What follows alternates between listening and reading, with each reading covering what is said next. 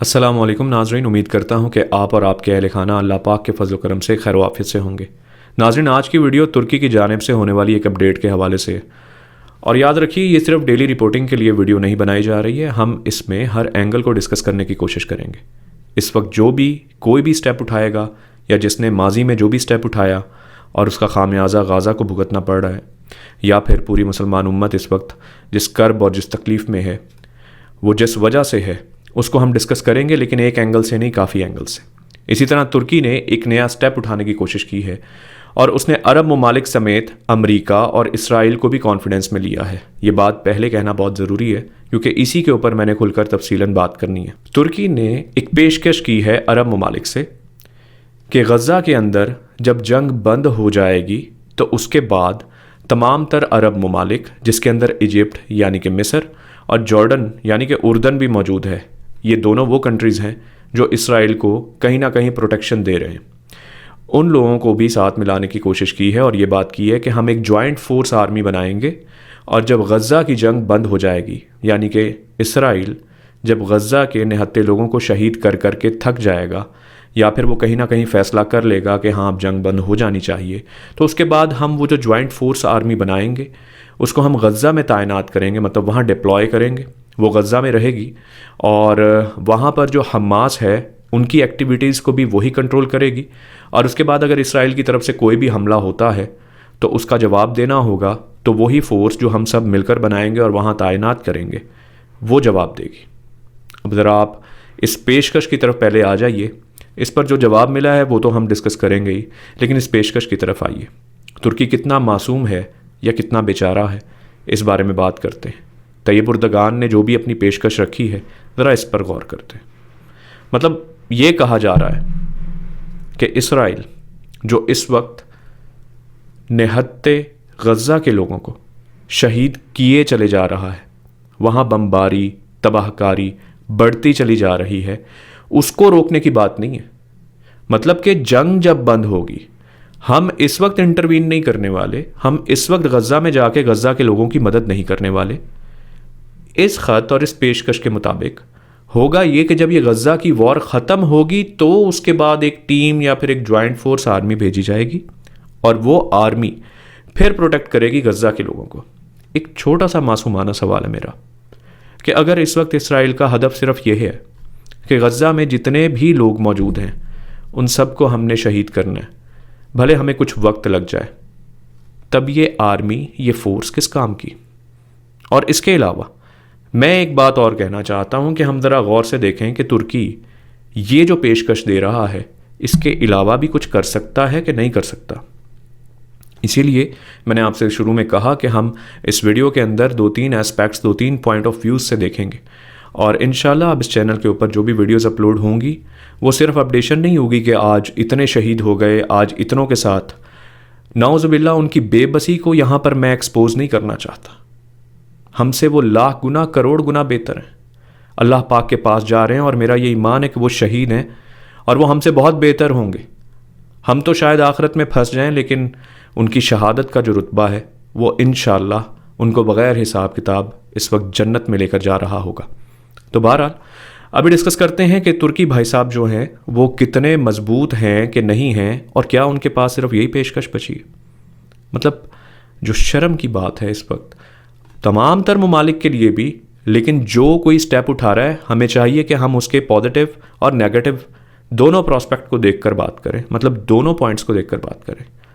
ترکی سے بندہ یہ پوچھے، طیب اردگان سے پوچھے کہ تم لوگ اسرائیل کے ساتھ ابھی بھی اپنی ٹریڈ کو کیری کیے ہوئے ہو، یعنی کہ تمہاری تجارت ابھی بھی اسرائیل کے ساتھ جاری ہے۔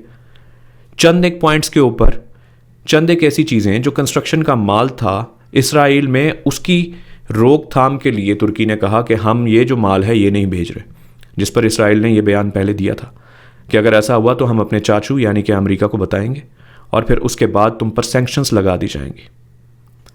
سوچنا یہ ہوگا، کیا ترکی کے پاس آرمی موجود نہیں ہے، ٹینکس موجود نہیں ہیں، ان کے پاس ڈرونز یا میزائلز موجود نہیں ہیں، اور حال ہی میں رشیا نے ان کو S-400 میزائلز بھی دیے ہیں۔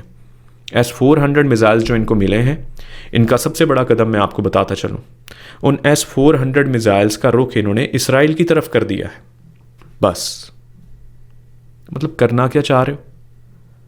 آپ کو سوچنا چاہیے کہ آپ اتنے بڑے علم بردار بن رہے ہو کہ آپ خلافت کا نظام لانا چاہتے ہو، اسی لیے آپ نے دنیا میں کافی ممالک اور کافی لینگویجز کے اندر اپنے ڈرامہ سیریلز کو بھی چینج کرنے کی کوشش کی، ارطغرل بنایا، مطلب اس کی سب ٹائٹلنگ اور اس کی ڈسکشنز کو چینج کرنے کی کوشش کی، وائس اوورز بنوائے ان کے مختلف زبانوں کے اندر کہ لوگوں کے اندر خلافت کا جذبہ پیدا ہو، اور اب جب موقع آیا تو آپ تجارت نہ بند کر سکے۔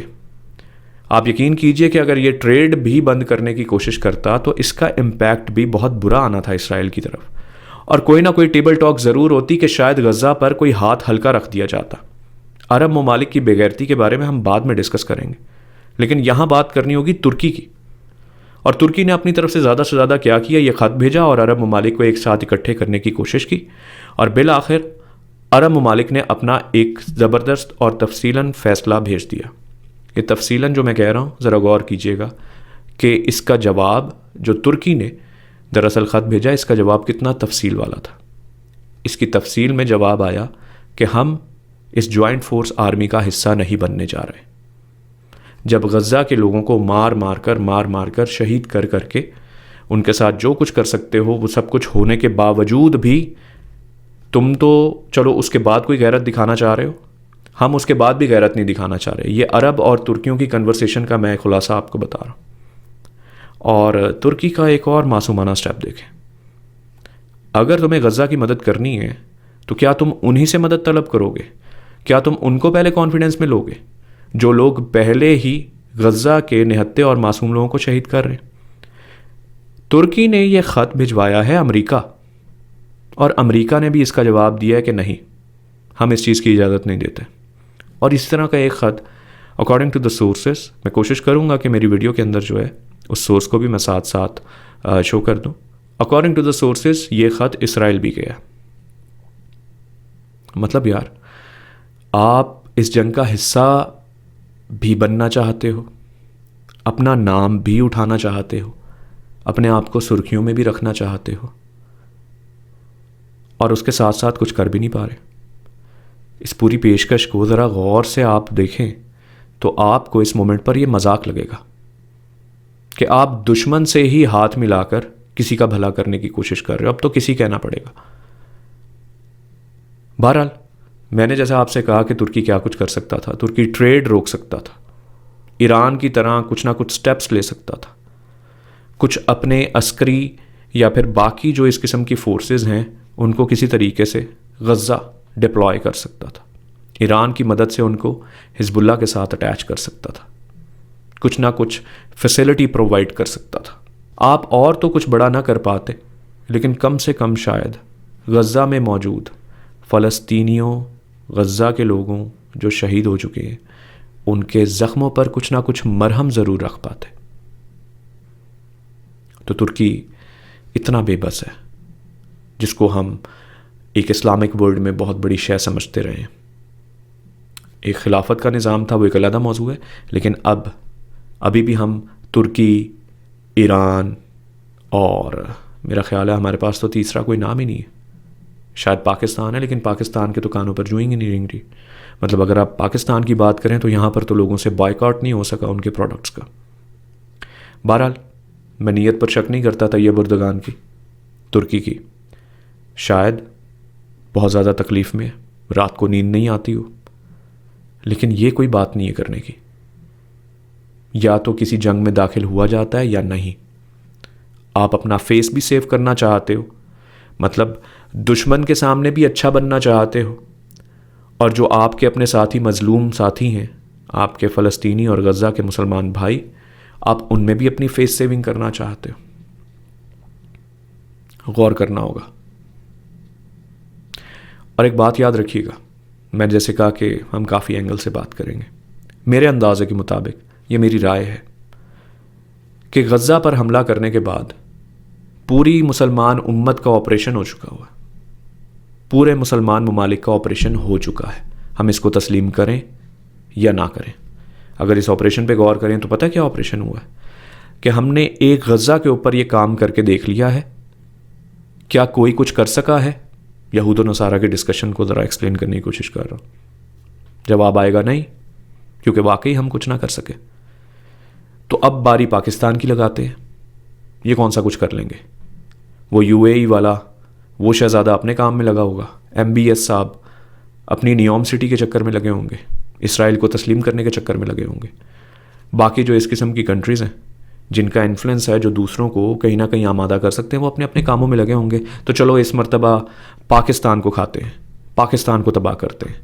چلو نیکسٹ اسٹیپ ایران کے بارے میں، اس کے بعد ہم اسٹیپ لیتے ہیں کس کی؟ میں نیٹو کی بات کر لیں، آپ یورپین یونین کی بات کر لیں، اسرائیل اور امریکہ کے حمایتیوں کی بات کر لیں۔ کیا یہ چیز دور لگ رہی ہے آپ کو؟ انہوں نے ٹیسٹر لگا کر چیک کر لیا کیا اس امت میں کرنٹ باقی ہے، وہ دیکھ لیا گیا کہ یار ان سے تو بائیکاٹ بھی صحیح طریقے سے نہیں ہو رہا۔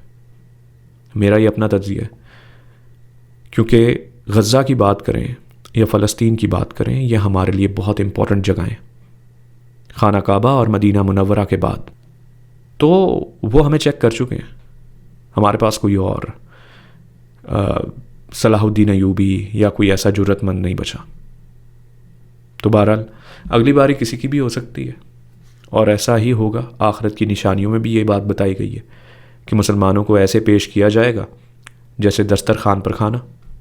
کہنے کا مطلب یہ ہے کہ یہود و نصارہ، یہ کفار لوگ مسلمانوں کو ایسے کھایا کریں گے، اور اس کی مثال ہمیں مل گئی ہے۔ اس کے علاوہ غزہ کی سچویشن کے حوالے سے جو بات کرنی ہے وہ انشاءاللہ میں نیکسٹ ویڈیو میں کروں گا، اور کوشش کروں گا کہ جس بھی ویڈیو میں جو بھی بات کروں اس میں سمپلیفائی، ایک آسان طریقے سے آپ لوگوں کو سمجھانے کی کوشش کروں۔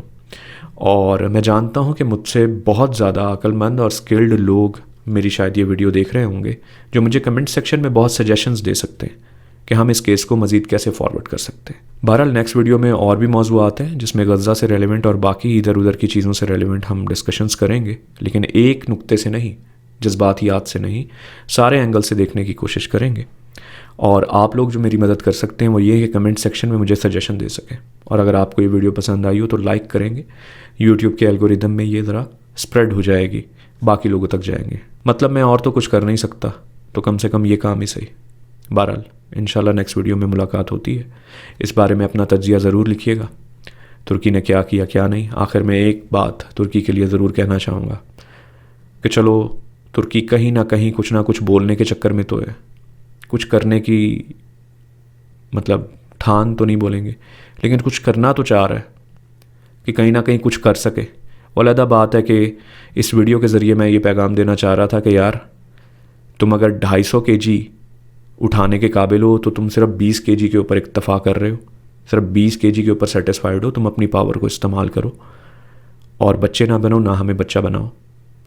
لیکن چلیں، اس کا مطلب یہ ہے کہ ترکی میں کہیں نہ کہیں، طیب اردگان میں کہیں نہ کہیں اس کی جلن تو ہے، نہیں تو ہم اپنے پاکستان کی بات کریں اور باقی دیگر ممالک جس میں عرب کنٹریز ہیں وہ تو سوئے ہوئے ہیں۔ بہرحال انشاءاللہ نیکسٹ ویڈیو میں ملاقات ہوتی ہے۔ آپ کے کمنٹس کا منتظر ہوں، اور آپ کے ساتھ اس سفر کو آگے بڑھانا چاہتا ہوں۔ غزہ کی رپورٹنگ نہیں کرنا چاہتا، اس کی کہانی بتانا چاہتا ہوں۔ اسی طرح کتنے ہی موضوعات اور کتنے مسائل ہیں جس کی صرف رپورٹنگ نہیں کرنا چاہتا، اس کے سولوشنز اور اس کی کہانی بتانا چاہتا ہوں۔